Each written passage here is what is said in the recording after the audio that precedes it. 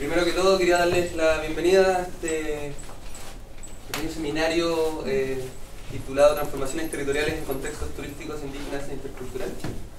Agradecer a todos los presentes la presencia de Jordi Gascón, que en parte es lo que nos reúne hoy en día para escucharlo, y a los presentadores de la mesa redonda que posteriormente nos compartirán sus perspectivas de investigaciones. Agradecer por supuesto a Francisca Lamasa, a todos los que han hecho esto posible, y los dejo de hecho con Francisca, que es la investigadora principal del proyecto Fondesit, que engloba y que enmarca este seminario y la visita de Jordi, denominado La erupción del turismo, transformaciones territoriales, disputas políticas y nuevas infraestructuras en contextos indígenas e interculturales en Chile. Difícil de aprender, pero... yo voy a explicarlo un poco. Exacto. Así que los dejo con Francisco. Muchas gracias, buenos días, Maymari. Gracias por estar aquí. La idea de este seminario es compartir los avances que hemos tenido en este proyecto, que ya lleva 3 años, y además un proyecto anterior también vinculado a turismo y pueblos indígenas, que fue, yo no me recuerdo los años, pero 2017 a 2021, o 20, porque fue como en el contexto de pandemia, ¿ya? Y este proyecto que se llama la erupción del turismo, voy a hacerlo un poco más lento, como la erupción del turismo en el sentido de cómo cuando ciertos territorios empiezan a ser altamente turistificados, empiezan a rebalsar hacia otros territorios cercanos. ¿Ya? Lo más fácil para mí explicar es el caso de Pucón y Curarrehue. O sea, cuando Pucón y Villarrica están totalmente saturados, el caso, por ejemplo, en la oferta, o sea, venta de parcelas, ya empiezan las parcelas, tuvimos terreno ahora, hace unos días atrás, junto con Jordi y Luis, en la zona de Pucón, de El Buri y de Licura, de Contulmo, y nos contaban que habían parcelas que vendían a 250 millones de pesos, media hectárea en Pucón. ¿Ya? Entonces ahí uno puede dimensionar un poco cómo la gente, obviamente que no va, gente común y corriente no puede comprar ese tipo de parcela, entonces tiene que buscar otros lugares que sean cercanos, similares, que ofrezcan quizás lo que antes tenía Pucón, que era este paraíso lacustre, y hoy día el paraíso lacustre está un poco más lejos, pero cerca de Pucón. Y eso, por ejemplo, Curarrehue, donde también hemos tenido, o el límite de Curarrehue, los bordes de Curarrehue. Entonces eso es lo que hemos llamado en este proyecto el rebalse del turismo, como territorios que no habían estado tan turistificados empiezan a transformarse. Entonces ese es como el centro del proyecto, y referido a las transformaciones territoriales, a las disputas políticas, por ejemplo, como en el caso de los territorios indígenas empiezan a estar afectados por la presión sobre la tierra o sobre usurpaciones antiguas, empiezan a instalarse parcelas al interior de estas usurpaciones antiguas, al lado de las comunidades, o de ventas, tierras que han sido desafectadas relativamente recientes, empiezan a venderse para parcelas, ¿no? Y bueno, las disputas políticas asociadas a eso, obviamente, y nuevas infraestructuras, y eso se refiere principalmente a... O sea, nuestro foco eran los caminos, ese era como el centro, pero en el fondo son mucho más infraestructuras. O sea, el turismo va asociado a muchas infraestructuras nuevas y cómo eso va transformando estos territorios, ¿ya? Y los caminos no centrales. Por ejemplo, uno de los casos que vemos en el proyecto es Cochamó, con el impacto del camino que se pavimentó. O sea, hay una historia ahí larga que yo hemos descrito como un camino que se pavimentó y que asociado también a teleseries y a otros elementos empieza a ser también un boom turístico.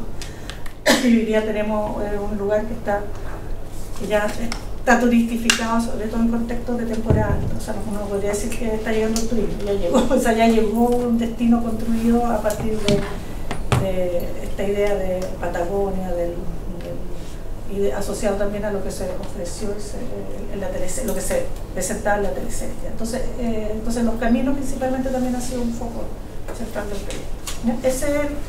Estamos trabajando, y ahí para entrar a la presentación, en 4 territorios, uno que es la zona del norte Chico, está asociado a caletas de pescadores, principalmente hoy día que se reconocen como pertenecientes al pueblo Chango, sus habitantes tradicionales. Hoy día se reconocen que son parte del pueblo Chango, que están luchando también por su reconocimiento y que están afectados también por la llegada de los caminos. Los caminos llegan al Estado, no sabemos visto que el Estado llega bastante tarde en esos territorios, en el sentido que era muy difícil el acceso, pero ya cuando se empieza a tener el acceso a partir de los caminos, primero de tierra y después pavimentado, empieza a llegar mucha gente, como hoy día son las tomas irregulares que están en las diversas caletas en el norte chico. Y eso lo hemos visto durante el proyecto y en el marco también de proyectos que hemos tenido con CONADI, hemos podido ver todo ese proceso de impacto en esos territorios, las disputas por la tierra, y bueno, etc. El otro caso es Curarrehue, Pucón, Villarrica, bueno, que ya les mencioné. Y el tercero es la zona de Cochamó, Norte Patagonia, que también les mencioné. Y son lugares que, bueno, que hemos trabajado mucho tiempo, además. Esos tres lugares yo diría que tenemos más trayectoria. Y el último, que es más quizá, que falta un poco más desarrollar, es la zona de Extremo Austral, Tierra del Fuego y Navarino. Y principalmente ahí lo que nuestro interés está asociado, bueno, al reconocimiento CELNA, los impactos que eso puede tener. No sé si han estado en Porvenir, pero Porvenir está hoy día lleno de imágenes en el pueblo, en el centro del pueblo, imágenes CELNA, son espíritus, y hoy día que está el pueblo CELNA reconocido y que hay un núcleo de personas que vive ahí, hay que ver un poco lo que va a pasar. No sé si vamos a alcanzar el marco del proyecto. Y además la carretera que va a cruzar Tierra del Fuego, que igual falta todavía porque tienen que atravesar la cordillera de Darwin, pero han ido avanzando de norte a sur, y eso se supone que a la larga va a tener un impacto también tanto en Tierra del Fuego como también en Navarino al disminuir el tiempo y la seguridad, porque son, bueno, también son un poco inseguros de Punta Arenas, Puerto William, a este destino. Y además son lugares sumamente frágiles y las comunidades indígenas también son bastante pequeñas, entonces eso también hace que potencialmente que las transformaciones puedan afectar rápidamente a estos territorios. Ese es el marco del proyecto y por eso, bueno, invitamos a Jordi, que después le va a dar la presentación a él, sobre todo por su experiencia en turismo comunitario. Me interesaba conocer su trabajo en turismo comunitario, tanto en Perú como en Ecuador, así que ahí lo vamos a escuchar. Y bueno, agradecerle a todos y a todos. Entonces, el seminario yo voy a partir de una presentación un poco de una síntesis de estos años. Igual me gustaría que podamos dialogar, o sea, yo voy a estar presentando, pero si ustedes, cuando vamos viendo, yo voy nombrando experiencias, entonces de repente ustedes podemos dialogar a medida que yo me voy presentando. Un poco tradicional, pero estamos en una mesa. Y después entonces ahí podemos hacer preguntas, y después la idea es que tenemos ¿cuántas presentaciones? 3, porque Natalia Canicuana tuvo un problema en su personal y no pudo viajar, así que lo suspendió ya a la última hora. Y también la idea es dialogar y hacemos una pausa con un café, que espero que esté afuera, la sala nuestra, y después le damos la palabra a la representante Francisco y Juan Carlos. Ya, eso. Entonces yo voy a partir. Entonces, bueno, lo que yo llamé la presentación, turismo indígena y local, perspectivas comparativas desde Chile y América Latina. Ese es como el tema que yo quería abordar, y lo que quiero es presentar algunos elementos de síntesis de una línea de investigación que hemos desarrollado durante varios años, que tiene relación a cómo el turismo afecta e incide en las transformaciones de los territorios indígenas e interculturales. O sea, son territorios indígenas, pero también hay que decir que también habitan personas no indígenas, ¿no? Y eso es un punto de partida. Esta línea de trabajo la empezamos en el 2015, el 2017 con este proyecto anterior, y lo trabajamos con Luis Campos y con Raúl Molina, que Raúl Molina nos dejó, un compañero geógrafo que también participaba en este proyecto. Bueno, se nos fue tempranamente. Y también en este proyecto se incorpora Natalia Caniguán y Diego, que se incorpora también en los 2 últimos años. ¿Ya? Así que eso es un poco quiero hacer alguna síntesis un poco de lo que hemos trabajado. Primero quiero señalar que el turismo, tal como lo han señalado varios estudiosos, antropólogos y antropólogas, es un área de investigación difícil de insertarse en la academia, principalmente por verlo como algo superfluo o incluso solo un ámbito económico o de administración turística. Bueno, y aquí tenemos a Juan Carlos, que es uno de los primeros que ha trabajado el tema en Chile en términos de publicaciones respecto al turismo desde la antropología. ¿Ya? Así que le agradecemos también a Juan Carlos. Entonces, eso es un punto importante. O sea, el turismo es como fue mucho menospreciado por la academia, por la antropología. Yo debo decir que yo postulé 5 veces el Fondo de Turismo, a la quinta no lo gané. Que no digo si fue por eso, puede ser muy malo el proyecto, pero era un tema que no puede haber sido muy malo el proyecto, obviamente. Pero es un tema que costaba, ¿ya? Porque además uno viaja, uno va a los destinos turísticos, entonces es como que esos temas era difícil. Incluso a mí tampoco era un tema que yo era Manuel Mario, tampoco era un tema que yo me gustara así por sí, pero aquí lo que quiero decir es que desde el propio campo, o sea, desde el trabajo de campo, desde la antropología, que varios de los que estamos aquí hacemos intensamente, el turismo me va emergiendo desde el campo como un área fundamental en los diversos territorios y por diferentes motivos. Yo trabajo política pública, ese es mi tema, etnografía del Estado, ¿ya? Pero mientras estaba trabajando eso en el tema de desarrollo rural, con los PDTI, con los programas de desarrollo territorial indígena de INDAP, haciendo trabajo de campo, etnografía, empecé a ver que el turismo era algo que estaba ahí, que tenía que ver, o sea, el campo me hablaba en el fondo. Estaba presente en las comunidades, en los programas sociales, y sobre todo los incentivos y discursos de los funcionarios públicos, de los PDTI sobre todo, sobre las alternativas de desarrollo, que frente a un contexto de escasez de tierra, de agua y de recursos, el turismo podía ayudar. Ese era un discurso que lo vi tempranamente y que desde ahí dije tengo que hacer algo sobre eso. O sea, la idea de ofrecer un producto con identidad local o indígena se consideraba como una oportunidad para acceder a fondos y entradas de dinero que completara su economía. Entonces muchas veces escuchan a los funcionarios, ¿por qué no pones un camping ahí? Ahí está muy lindo, pon un camping. Porque si vas a postular un kiosco, ¿por qué no pones un kiosco que vendas un jugo con frutos locales y eso le va a dar más valor? Entonces, en esa línea, en el fondo yo ingreso al tema del turismo porque se empiezan a construir cabañas, se empiezan a construir sobre todo en la Araucanía, donde trabajé mucho tiempo, y también con fondos extranjeros, entonces el turismo era algo inevitable en los sectores rurales, por lo menos donde yo estaba trabajando, en el territorio indígena. La perspectiva de análisis de estos años que hemos trabajado en estos proyectos ha enfatizado el turismo desde una perspectiva del poder. Ese debe ser un poco el foco, ¿ya? De lo político, de las relaciones de poder que están detrás en la implementación de los procesos turísticos. Y no hace un análisis de la economía directamente, o de los emprendimientos como algunos podrían pensar. Piensan que yo trabajo turismo, entonces trabajo economía, ¿ya? Y no es mi línea para nada, ¿ya? El punto de partida es el poder como campo de estudio del turismo en relación a otros temas, que por supuesto está la economía también, y vinculado a otros niveles de análisis. No es el turismo en sí mismo, sino es una entrada para abordar otras temáticas, que cada día son más infinitas. O sea, el turismo nos permite entrar a la política indígena, a las relaciones de las instituciones con las comunidades, a las relaciones entre las comunidades, entre los pueblos, etc. Esa es como la entrada. En este sentido, esta presentación busca hacer una síntesis inicial de estos procesos investigativos que hemos realizado en conjunto con la organización indígena. Son muy importantes. Todos estos procesos lo hemos hecho con la organización indígena y con las instituciones públicas también.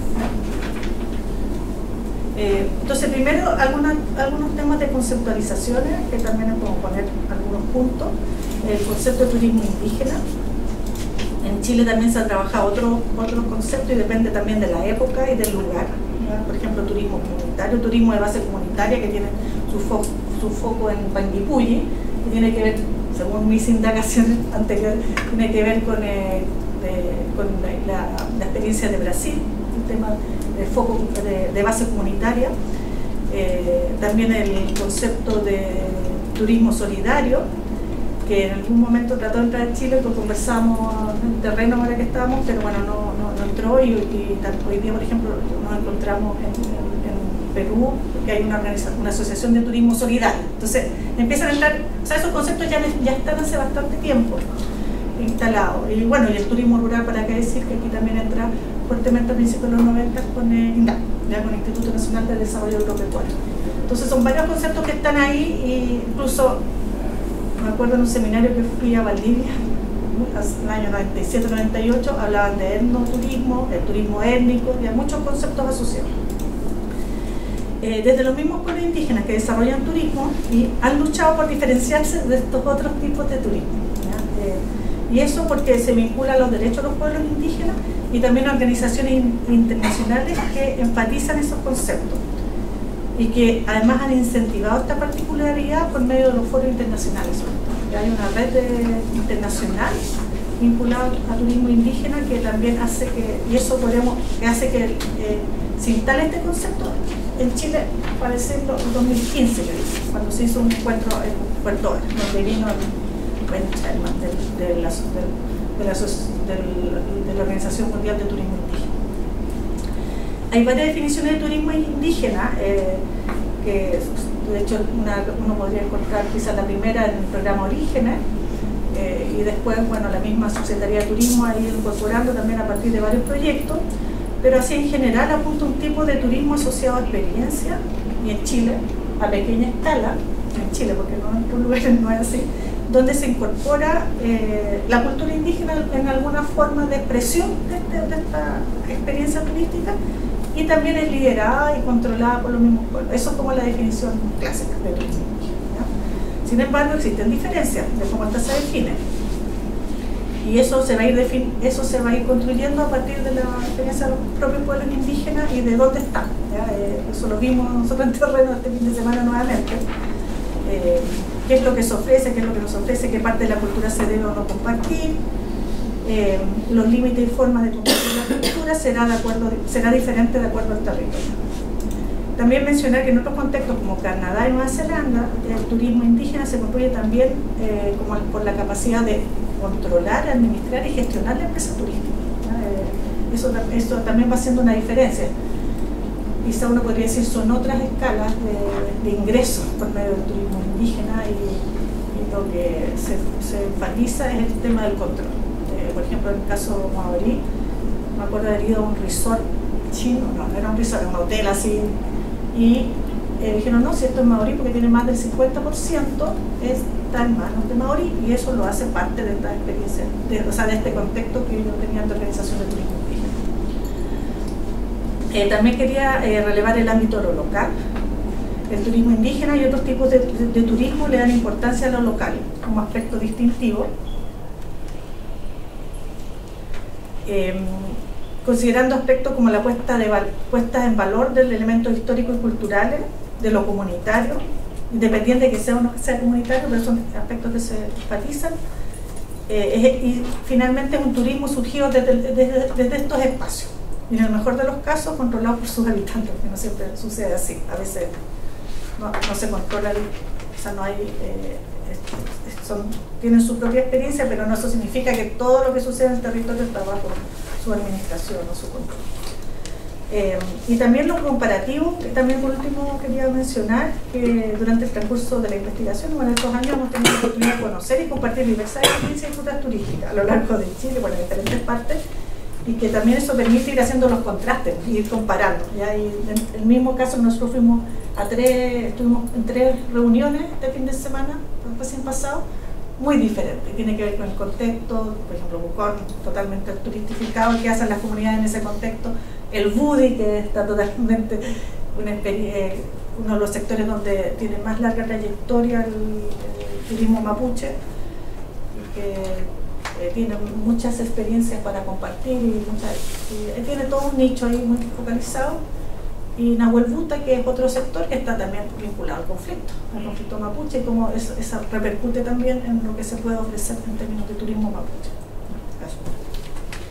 Entonces, por eso esos 3 puntos son relevantes. Respecto al turismo indígena, en Chile. Algunos datos que los sacamos de esta encuesta, que es un proyecto que desarrollamos, un proyecto Fondefi, que ahora estamos postulando la segunda etapa. Una encuesta, primero decir que no hay muchos datos sobre turismo indígena en Chile. No se sabe bien cuántos emprendimientos o empresas existen. Se supone que hay más de 500, alguna vez hubo una estadística de más de 500. ¿Se sabe? Logramos a través de, bueno, yo soy Carolina Casal, trabajo en la Subsecretaría de Turismo y yo estudié Historia. Y fui Servicio País y estoy en la Subsecretaría de Turismo y logramos que se preguntara el pueblo indígena a las personas que se están registrando. Eso no quiere decir que hagan turismo indígena, sí, pero es un primer avance que ya lo vamos a hacer, lo que es la experiencia, el servicio turístico. Pero ya llevamos más de 700 empresas que los dueños tienen calidad indígena. Que se definen como sí, entonces eso tenemos que verlo ahora con este proyecto para ver cómo vamos trabajando eso también. Pero ya superamos las 700. Es un número altísimo, sí, es muy importante y lo que estamos tratando con estos proyectos de indicadores de turismo indígena es caracterizarlos también, para focalizar la política pública, pero también para que ellos puedan tomar decisiones hacia dónde ir en su emprendimiento, actividad, empresa turística. Entonces, una encuesta del 2024, también le hicimos el 2023, 178, era una piloto, o sea, de los 700 son 178. O sea, un punto así transversal es que es el turismo indígena en Chile principalmente liderado por mujeres. Ese es un punto sin discusión. También que es una actividad principalmente familiar, no es ni comunitario, sino familiar. O sea, que participan todos los miembros de la familia en el emprendimiento. La mayoría de estos entrega información sobre la cultura y historia del pueblo indígena. O sea, en el fondo cumple con esta idea de que el turismo indígena ofrece parte de la cultura, en el fondo que tiene que ver con la sensibilización del otro, la educación y otros elementos. También es una actividad que se complementa con otras, ¿no? En algunos casos no es la principal, aunque puede ser la principal, pero siempre está asociado a otras actividades, ¿ya? Como se ha visto en otras empresas también. La mayoría de estos también acceden a financiamiento público de Cercotec, de CONADI, de INDAP y de otras municipalidades, entre otros. También también aportan con capital propio, ¿ya? Y eso salió en la encuesta, y también se apoya con préstamos. O sea, de este grupo, el grupo que está desarrollando en Chile el turismo indígena, quiere desarrollarlo, no solamente postula proyectos, sino también pide préstamos e invierte. Y eso es muy importante también para considerarlo dentro de la política pública. Bueno, que se diferencia este tipo de turismo de otro tipo de turismo, rural, comunitario, lo que sea, porque incorpora el tema de la cultura. Y también, esto es algo que le interesa a Jordi, han incorporado las nuevas tecnologías. El booking, eso todavía no, quizás, todavía está en esa etapa muy incipiente, pero todo el tema de las redes sociales está y el boca a boca son los principales elementos para que lleguen los turistas, para comercializar. Entonces eso es muy importante. El tema del Instagram, o sea, son activos en Instagram y en Facebook. No sé si TikTok, esa cosa no las manejo, pero en Instagram, por lo menos en Facebook, que son los que yo sigo, son así hiperactivos. O sea, toda la actividad, nosotros que estuvimos ahora en el BUD, sobre todo en el BUD, y salimos como no sé cuánto perfiles. ¿Ya? Entonces eso menciona. Bueno, entonces son algunas características del turismo indígena en Chile. El otro punto que quería ir avanzando, forma de turismo indígena, un poco algunos elementos. Bueno, la cultura indígena es la parte distintiva, en el caso de Chile al menos. Primero, el punto es decisión de compartir.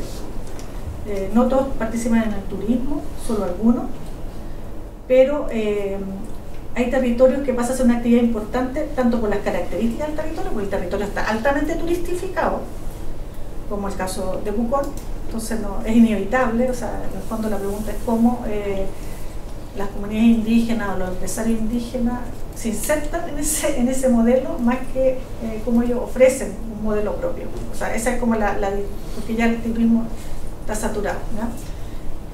Y también hay otros porque hay una alta presencia de emprendimiento de empresas de turismo indígena y también con altos apoyos estatales y privados de larga data, como el lago Guri, que desde el año 97 más o menos empieza un proceso de desarrollo de turismo mapuche y que hoy día ya es muy focalizado, hoy día ya se extiende gran parte del lago. Y que también está asociado a instituciones públicas, por ejemplo, con la señalética municipal, que está presente. Entonces, no deja de, o sea, es algo visible, si tú vas a ese territorio es algo visible. El otro punto es la decisión de lo que se puede o no se puede compartir en la experiencia turística, y eso es muy variable según los territorios, muy variable. Entonces, el caso mapuche, hay un trabajo que se hizo a fines de que salió publicado en 2010, que se llama Turismo Mapuche, y ahí se hizo un trabajo con varias instituciones, con Cernatur, eran como 3 o 4 instituciones, y con la organización indígena, y ahí ya sale una especie de protocolo de que no se pueden compartir ciertos elementos de la cultura en el fondo en la experiencia turística. Y ahí lo principal, y que hoy día yo creo que es lo mismo que sale ahí plasmado, hoy día lo transmiten también los emprendimientos de empresas turísticas, es no compartir lo espiritual y lo ceremonial. ¿Ya? Eso es como lo central en el caso de la comunidad mapuche que tiene turismo.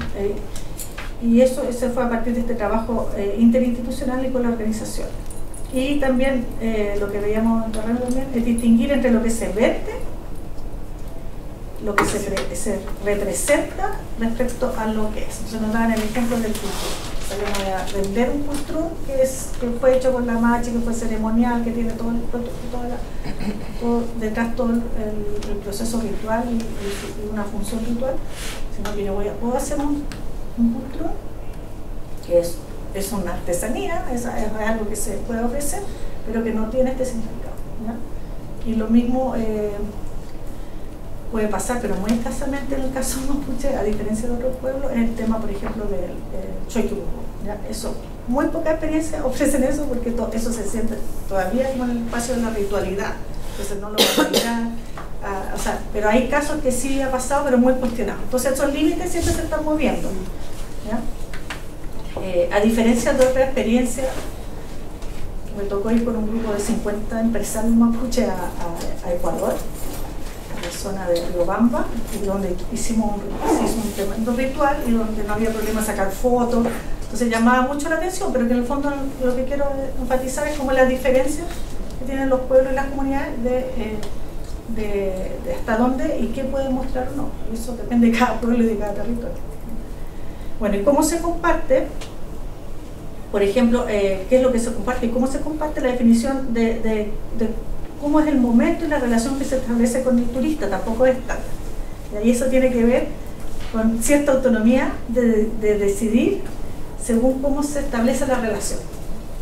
O sea, si yo tengo un visitante y por algún motivo, o sea, eso es lo que nos dice la gente de que es emprendimiento, por algún motivo no se da como una sensibilidad mutua o un encuentro, yo puedo restarle de hacer algunas cosas o al revés, si se da una conexión y paso a ser más allá con turista en algún momento, puedo abrirme a otro espacio. Entonces ese también es un espacio de control, de lo que ofrezco, y eso tiene que ver según la relación que se establece. Entonces principalmente el turismo indígena es una actividad de encuentro humano, ¿no? O sea, en el sentido de que es ¿cómo se dice? Feeling, como relación que se establece. Entonces eso también es muy importante, cómo se comparte tiene que ver con eso. Por ejemplo, compartir la vida cotidiana, hasta dónde entras a mi casa, no entras a mi casa, bueno, depende también de lo que se ofrezca. Por ejemplo, llama mucho la atención lo que yo le hablaba del caso de Riobamba, que era el centro turístico Pucara Tambo Ricuna Huasi, así se llama, que presentaban este ritual como parte de la experiencia turística. O las bailes y performance, los bailes, por ejemplo, maorí o bailes Rapa Nui también son por otros pueblos cuestionados, porque cómo presentan eso y si es algo tan propio, tan ritual, pero depende también de los pueblos. ¿Sí? Los pueblos tienen sus límites diferentes, son diferentes pueblos.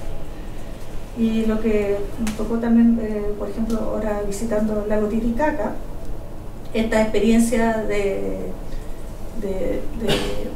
compartir la vida cotidiana, de comer juntos, de que te muestren su casa y cosas que eran quizás mucho más allá que otras que uno está acostumbrado en el caso mapuche, por ejemplo. Mapuche mucho más su espacio y el turismo está afuera. Entonces esas cosas son muy interesantes verlo.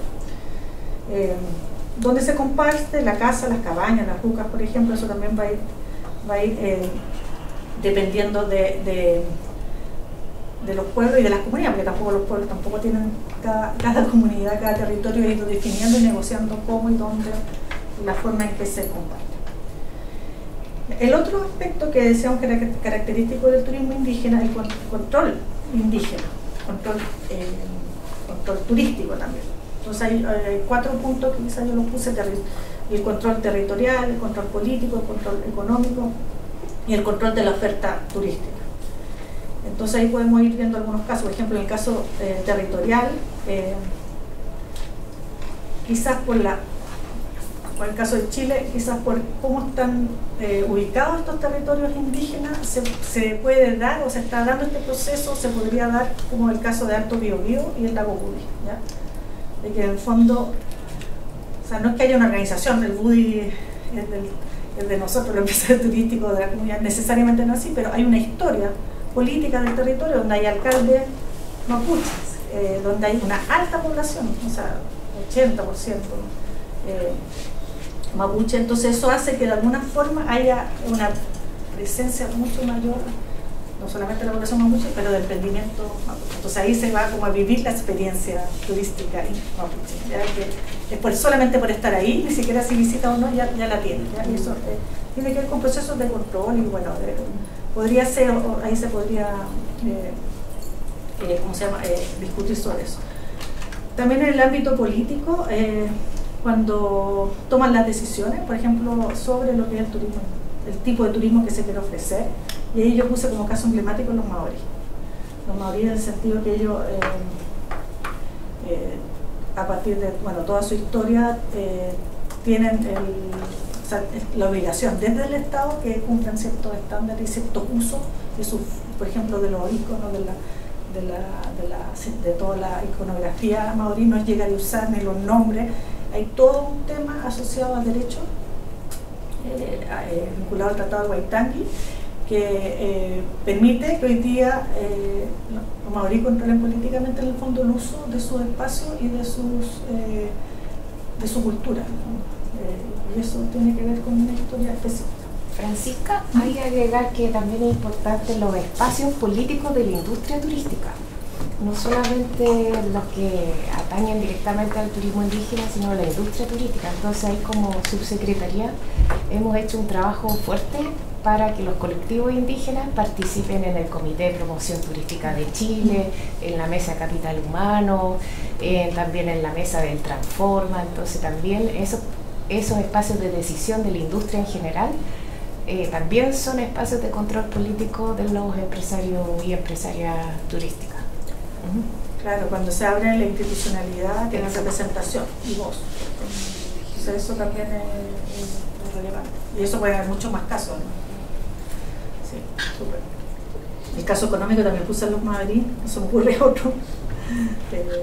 Está claro, y del control económico del proceso, de la industria. Y el control de la oferta turística, y puse los CUNA, ¿ya? Y los CUNA en realidad cumplen con todos los anteriores, ¿ya? Que es el caso quizás más claro de control, control político, control indígena de un espacio, ¿ya? Y que tiene que ver con una revolución y un tratado que ahora va a cumplir este año 100 años y que tiene una autonomía y que hoy día, después de largos procesos, hay mucha literatura sobre esto, que hoy día ellos controlan toda la industria turística en el territorio CUNA de Panamá, ¿ya? Estamos hablando del caso de ¿cómo se llama? La comarca Cunayala. Y entonces ahí, San Blas, alguna vez un intento de construir un hotel en una isla, lo destruyeron.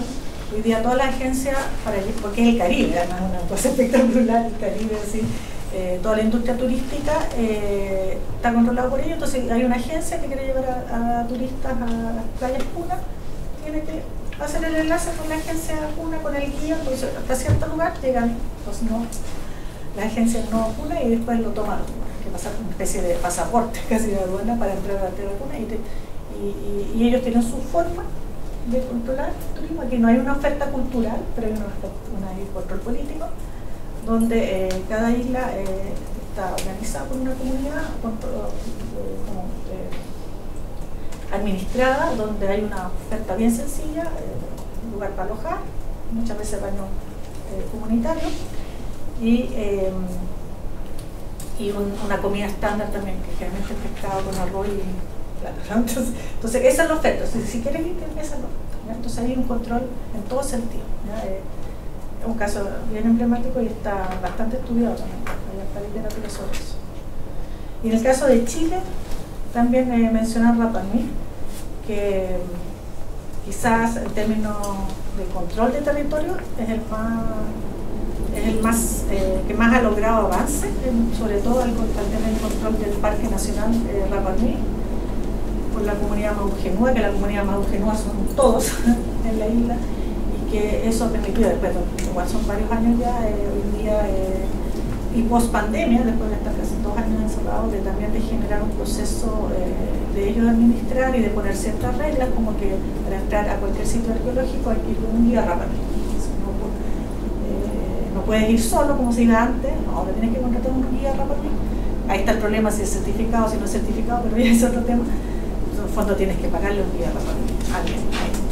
Y bueno, todo el control también de migración, que no puede ir más de 30 días, que tiene que tener un alojamiento fijo, etc. Una serie de cosas, y que eso se sigue avanzando. Se sigue avanzando en términos de mejorar la gestión, también de fortalecer el parque, de ver sitios que se pueden visitar, sitios que no se pueden visitar, etcétera. Y eso es una decisión que están tomando los mismos Rapa Nui a partir de la comunidad mapujenúa, pero también de otras, no son ellos que están administrando el parque, pero también hay otras entidades como UNUI,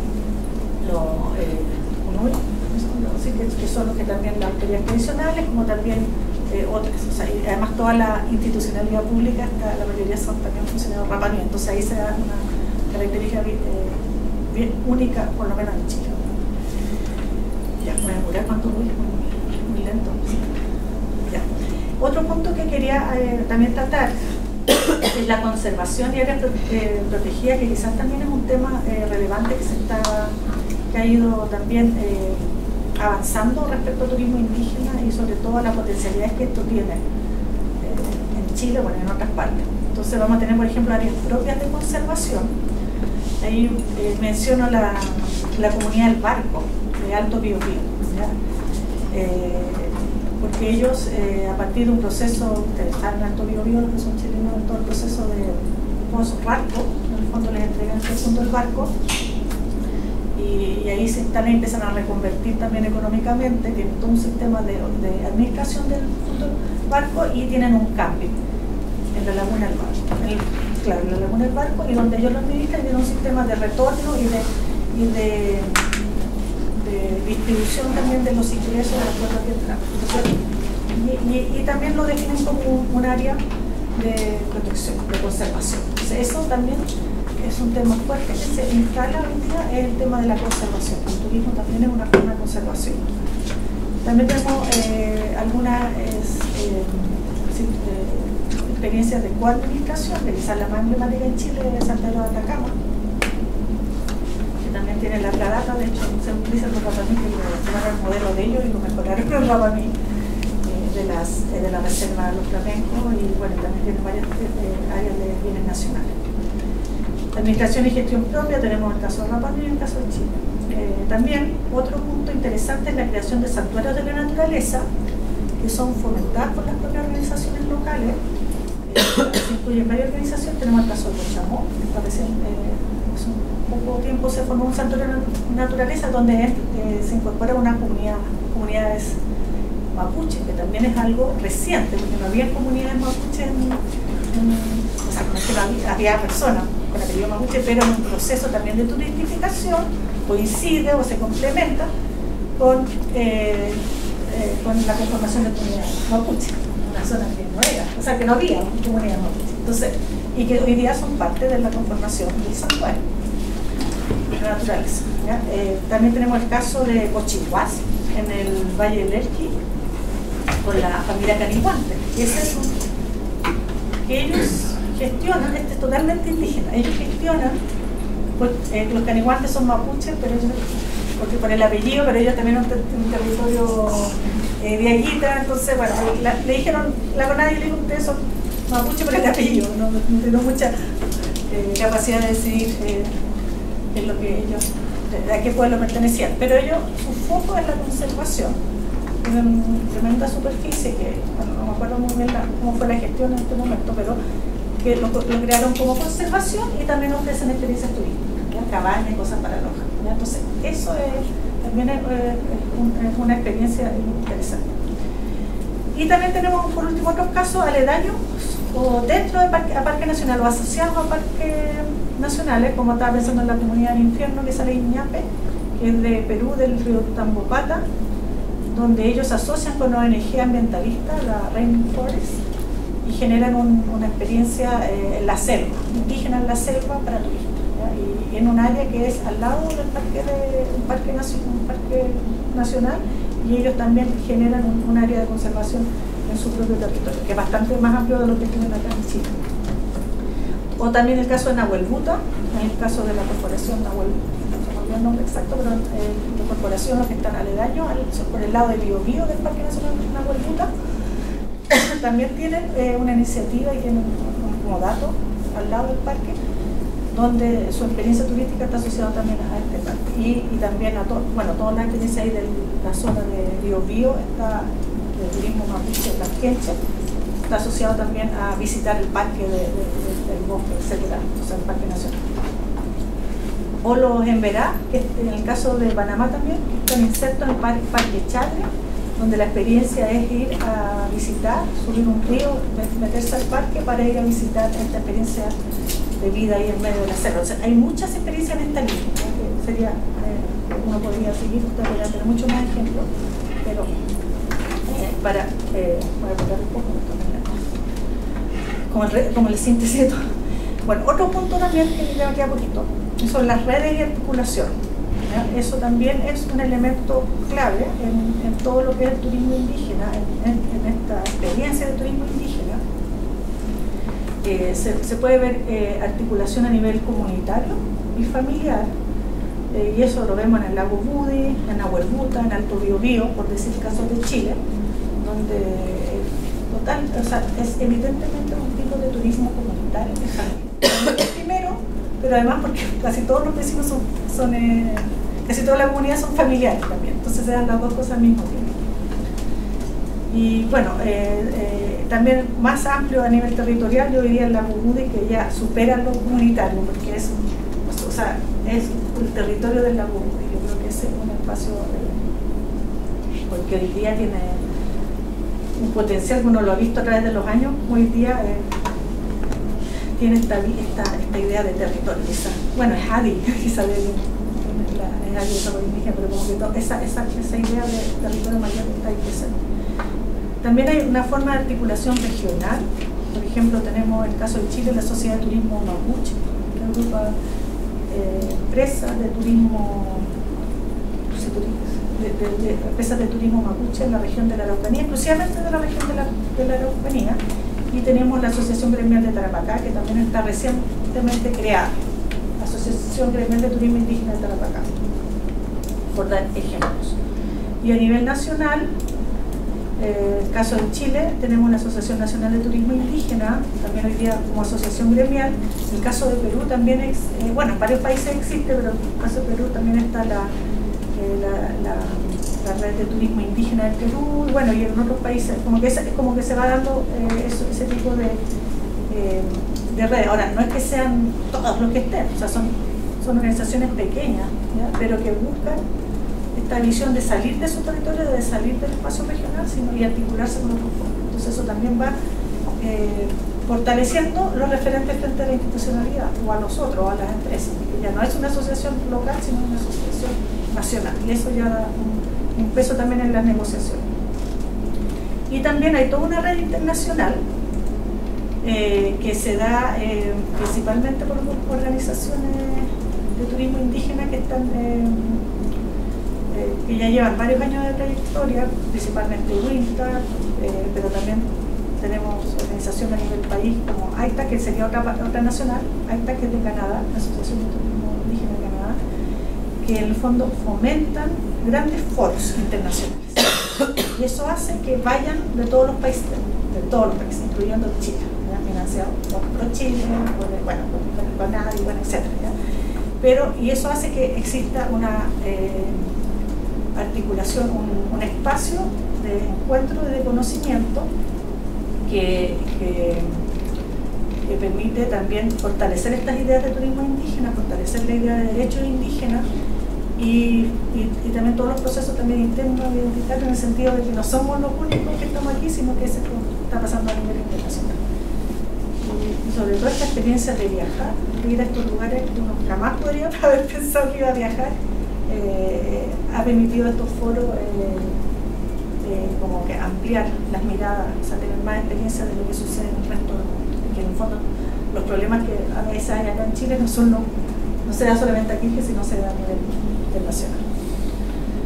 También quería mencionar dos puntos importantes: las ONG, el rol de las ONG, que han sido quizás hoy día un poco menos, pero al principio del desarrollo del turismo fueron clave, incluso antes de la experiencia del Budi y Yaguipuyi ya estaban a fines de los 80, como una forma de desarrollo económico. Entonces, como que siempre han estado ahí, paralelas a estos procesos, y de la institucionalidad. Pues hoy día tenemos varias instituciones que fomentan, en Chile, el caso, fomentan el turismo indígena, o el turismo, y ahí depende de quién lo haga, el turismo indígena, como INDA, Instituto Nacional de Desarrollo Agropecuario, por medio de los PDTI, o sea, yo creo que eso a nivel local son los PDTI clave. Tenemos la CONADI, que hoy día ya tiene una línea de turismo indígena que no había, o sea, en 2017, por ahí se creó el cargo de turismo indígena a nivel de CONADI. Bueno, Cercotec, Corfo, de turismo que se hacen relaciones con otras instituciones, no me falta ProChile. ProChile, etcétera. O sea, hay una institucionalidad que hoy día está más sensible y más abierta a potenciar lo que es el turismo indígena a partir de este proyecto. Ya estoy terminando. Entonces, también, para ir terminando, un poco cómo hoy día se puede ver el turismo indígena. El turismo indígena, como son palabras esto desde los territorios, turismo indígena como resistencia, ¿ya? Por ejemplo, el territorio mapuche, como defensa del territorio.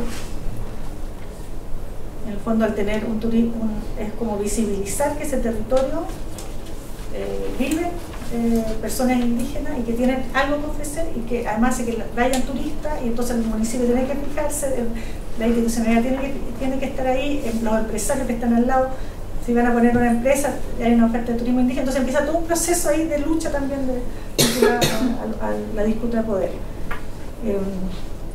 Y por lo tanto muy asociada a reivindicación territorial y cultural, y yo diría muy clave la revitalización cultural, ¿ya? Del turismo indígena. Como decíamos, la cultura es el punto central. Se requiere, en el fondo, compartir la historia, compartir aspectos de la cultura. Entonces, con todos los procesos de despojo, de discriminación, etcétera, muchas veces eso está ahí como abajo, escondido. Entonces, el turismo lo que permite, al valorar por el otro que viene a visitarte, es abrir y una activación de la memoria y de los abuelos y de la historia de la localidad y de todo lo que ha sucedido. Entonces eso es, yo creo que es un punto muy importante.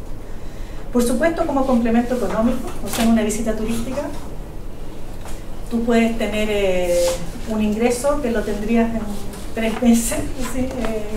O sea, si está bien planteado lo que estás diciendo, o sea, puedes tener un ingreso mucho más alto en un par de visitas que lo que puede obtener de otro lado, y eso sin duda aporta a la comunidad.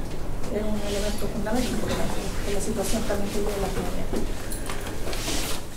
Y como también han mencionado en las mismas comunidades, el turismo es la única alternativa frente a la escasez de tierra y a la oportunidad económica que hay. O sea, en el fondo la tierra, la escasa tierra o la degradada tierra ya no da para tener animales, ni para tener trigo, y por todas las condiciones ambientales y sobre todo de despojo de división de la tierra. Entonces el turismo te permite una alternativa real para tener un ingreso por otra vía. O sea, que puedes ofrecer, o sea, nos decían en Isla Tiempo, o sea, nosotros ni siquiera tenemos una hectárea, no sé si menos de media hectárea creo que es lo que tienen. O sea, ¿qué es lo que no podemos ofrecer? O sea, nuestro ingreso tiene que ser por otra vía, y el turismo, el hecho de andar en una lancha, de compartir con la familia, de ser un guiado sobre las aves, un guiado sobre la historia del Budi, o qué sé yo, eso lo puedo hacer a pesar de esto, y puedo tener un ingreso. Entonces ese es el punto central. Ya, y la última, ahora sí que sí, es un poco las entradas para abordar los ámbitos del poder. Primero, este proceso, esta progresiva turistificación de los territorios indígenas interculturales, o sea, es una cosa que es algo sin retorno, yo diría. Tenemos casos ya claves como Pucón, Puerto Vara, que nos va a presentar nuestro colega, Cochamó, San Pedro de Atacama, donde el turismo está, o sea, está a otro nivel, podríamos decir. Tenemos otro nivel donde tenemos diferentes niveles donde cómo ha llegado el turismo, sobre todo por personas externas. Y que no incorpora a las comunidades. Entonces, y eso hay diferentes niveles, entonces por lo tanto, y eso lo conversamos en terreno, hay diferentes formas de acción, y eso tienen que tenerlo, quizá hay que discutirlo más en los diferentes territorios, porque no es lo mismo trabajar turismo indígena en Pucón que trabajar turismo indígena en el Budi, y eso hay que visualizar. Entonces, pero eso está llegando, va llegando, y eso empieza a haber más presión cada vez sobre la propiedad de otras cosas. La relación con las instituciones públicas, los diferentes programas que se definen desde todas las instituciones, también es importante los programas,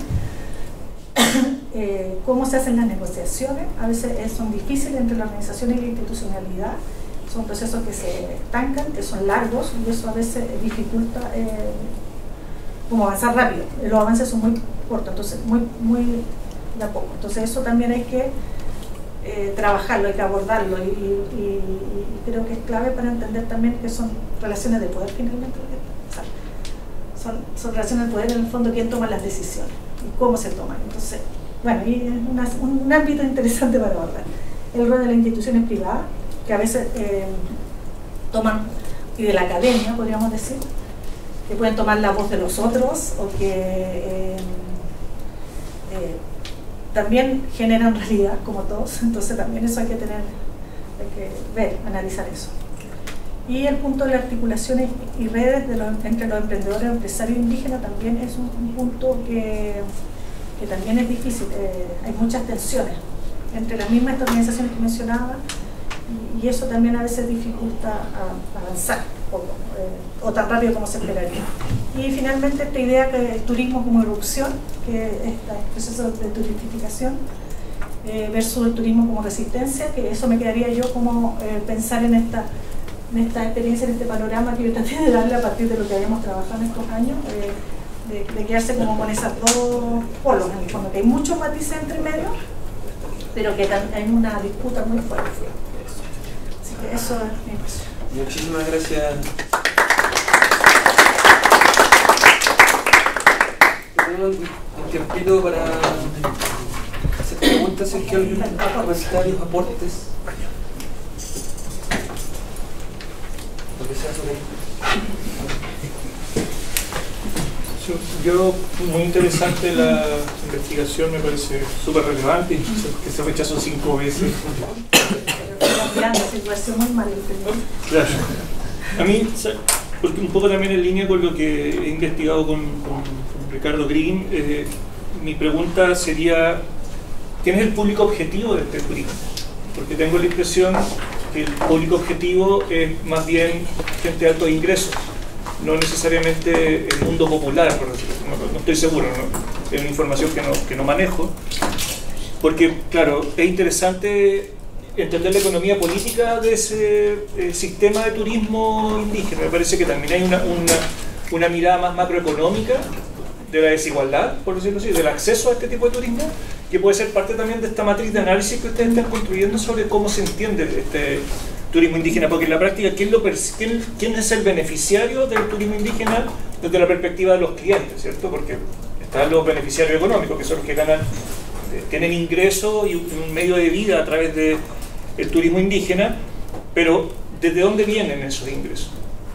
Me parece que es relevante esa idea de explorarlo, porque no sé si lo han hecho, porque de repente la etnografía ha estado muy enfocada justamente en los grupos más indígenas y no tanto en quienes asisten.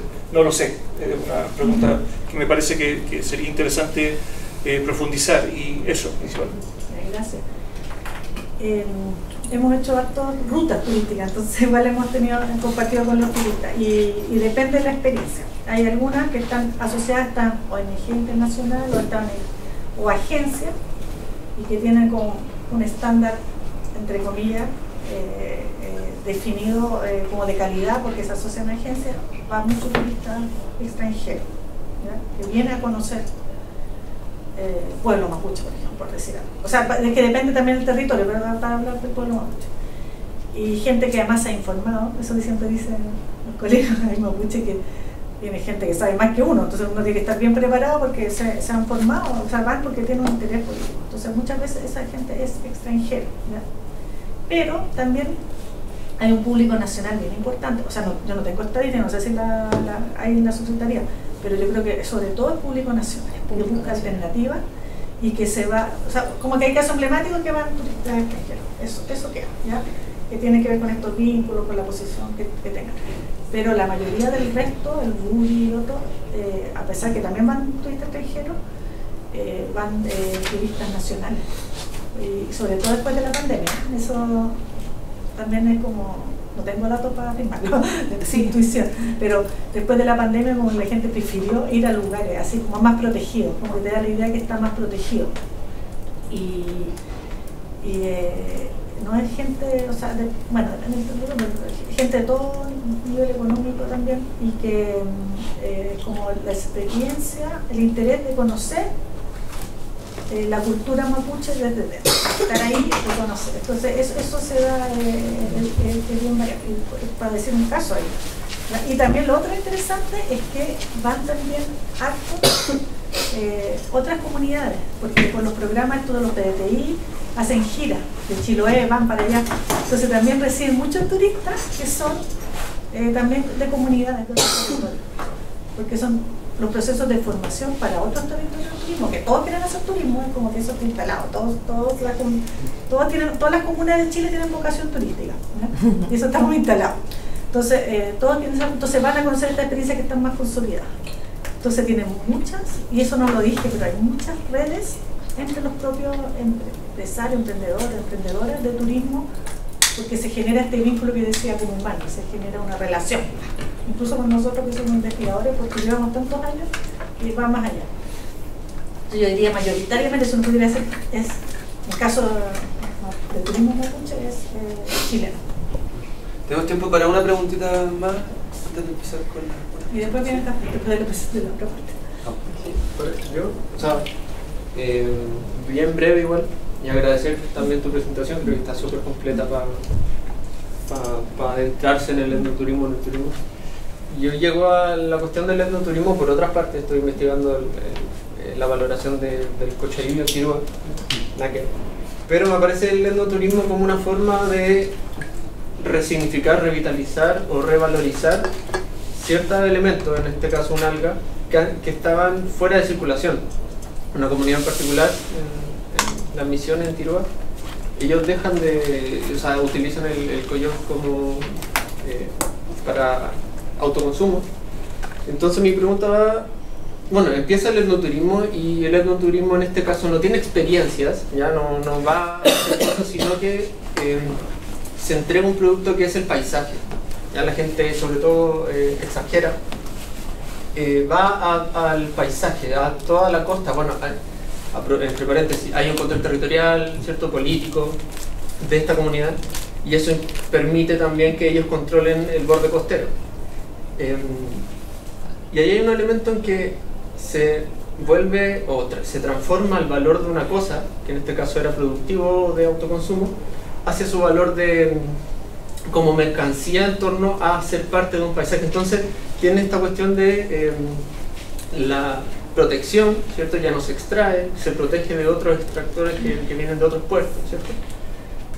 Pero además pasaba un valor que era de una cosa inalienable, porque estaba la memoria, ahí estaban los viejos, estaban los padres, había mitología entre medio. Pasa a ser una cuestión que tiene un valor, ¿cierto? Económico, monetario. Entonces, insisto, es un caso súper particular que viene por otras cosas, pero me preguntaba en torno a cuáles son esas transformaciones que está provocando o que va a provocar el etnoturismo en ciertas comunidades. No sé, en el caso particular se ganaron una cabaña, ¿cierto? Y pusieron 2 chimamul, y me habían dicho en hartas partes que no, el chimamul acá en territorio Lauquenche tiene que mirar al mar, y esto estaba mirando para adentro. ¿Y por qué? Claro, ahí me dicen que el fondo que le habían dado necesitaba algo cultural, entonces habían puesto 2 chimamul, pero que se dieran a la entrada, entonces le daban la espalda al mar.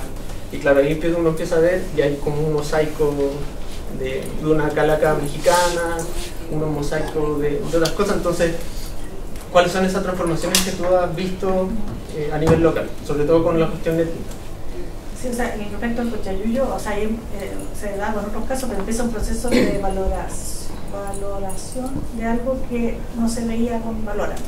Y eso el turismo lo hace, como también los procesos de emergencia, nuestro colega que también, o sea, el pueblo chango, o sea, nadie valoraba el tema de la pesca, sacar el marisco, de vivir ahí recogiendo algas, pero hoy día eso es un elemento fundamental para su autoidentificación como chango. Entonces eso es algo que, eso yo decía, el tema de revitalización cultural, de activación de la memoria, es clave, o sea, se genera el turismo indígena. Y claro, se va transformando el territorio porque se abre, se empieza a habitar, empieza a circular turistas, y muchos de los programas se hacen, dirían los amigos mapuche, que lo hacen sin pertinencia, sin nada de la cultura, y está lleno de casas, de construcciones que no tienen, que es una casa que podría estar en cualquier parte, ¿ya? Y eso va a pasar, pero solamente depende de los controles que se van instalando en las propias comunidades y también de los fondos. O sea, necesitan una cabaña y sí, bueno, sí, así, bueno, quizás no hay dos. Pero también eso, también a través del tiempo, o sea, lo que hemos visto en el territorio, empieza también a transformarse. O sea, gente, por ejemplo, que iba a un lugar y jamás te hablan en Mapuzungún, hoy día te hablan en Mapuzungún después de 10 años, porque es algo que había estado discriminado, disminuido, oculto, y que el turismo eso lo permite, porque el turista quiere conocer eso. Entonces y eso genera un proceso también propio. Entonces, o sea, claro, hay muchos que son como fundamentalistas en el sentido que está mal hecha la casa, pusieron esto que es religioso, pero bueno, después quizás eso va a cambiar en un tiempo más, eso es un proceso, digamos, siempre hay que ver lo que va a suceder después, verlo después en unos 10 años más, quizás ya no va a estar, quizás van a cambiar la cabaña, le van a poner otro elemento, el chimamú lo van a poner en el lugar adecuado, eso hay que ir viendo lo que va a tener. Sí, en el caso de Rapa Nui, lo que pasa con la imagen del Moai, que pues, es un espíritu ancestral, o sea, son los ancestros y qué sé yo, pero está desplegado en todos lados como ícono, y como ícono que por lo menos algunas personas de la isla, algunas que trabajan con turismo, dicen: nosotros sabemos la diferencia entre un ancestro que está en un ajo con su tocado y lo que es un moai que se vende, y nosotros no nos caemos en eso. Entonces, mientras más moais hayan en el mundo, dicen, no importa si son empoleras de Rapa Music o lo que sea, más propaganda para la isla es, y más gente va a llegar acá, y nosotros sabemos la diferencia entre un ancestro y un moai que se vende de artesanía, y no hay problema. Entonces, eso es algo que después se va a ir viendo también cómo va a suceder en nuestro. Igual eso, creo que es un punto mucho más profundo que se debe como discutir y dialogar, porque tiene que ver mucho con las perspectivas de las opiniones de los pueblos. Suena como un poco relativista la postura en ese sentido, porque pienso que las transformaciones territoriales que se generan a partir de la intervención del turismo que tú lo dijiste al principio, igual viene de ciertos procesos que han sido instalados también por la gerencia pública. Yo ahí hago alusión, por ejemplo, a la situación del caso del lago Yeuyeu, que en el año 2000 empezaron a definir las áreas de desarrollo indígena a través de CONADI y del programa Orígenes para poder focalizar recursos en ese espacio. Y en el fondo a mí me da la impresión de que es la reconversión, es como esa reconversión que se hizo en Lota, en la zona del carbón, cuando se extinguió ese tipo de oficio para la gente que era de ahí. Entonces tuvieron que optar a otro tipo de reconversión, entonces salieron peluqueros, masanderos, todo ese tipo de cosas. Y en el caso del lago Yeuyeu, la reconversión en el fondo del trabajo agrícola que podía desarrollar la gente de las comunidades mapuche, que por concepto de despojo territorial se quedaron con muy poco espacio, y también lo dijiste, en el fondo tiene que ver con la alternativa a la escasez, yo le diría al despojo de la tierra.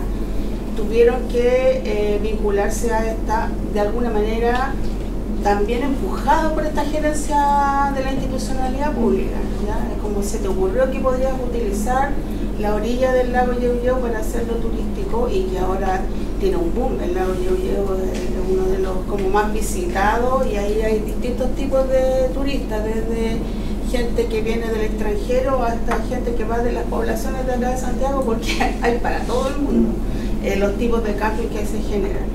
Pero respecto a como el feyentún, que le llamamos nosotros como mapuche, la espiritualidad, eso es un tema que está en disputa desde, no sé, yo creo que desde que somos mapuche tenemos conciencia, está en disputa, no sé qué irá a pasar en 10 o 20 años más, pero creo que debería haber como un diálogo mucho más profundo respecto del respeto que se debe generar a ese tipo de valores, porque no para todas las comunidades es lo mismo. Está claro que el pueblo Rapa Nui tiene una apertura mucho más amplia en relación a esta interrelación de conocimientos, y lo mismo los aymara o los quechua en función del pueblo mapuche.